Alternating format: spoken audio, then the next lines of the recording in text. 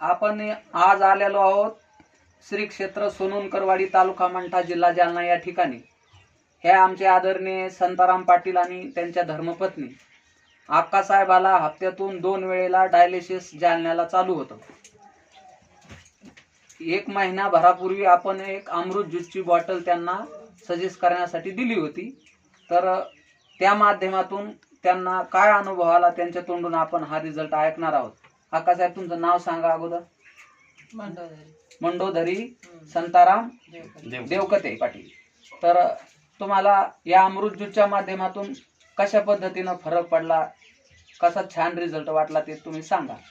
पहिले दम येत जाई, हो, चलू वाटत नव्हतं, आता जरा दम येत नाही.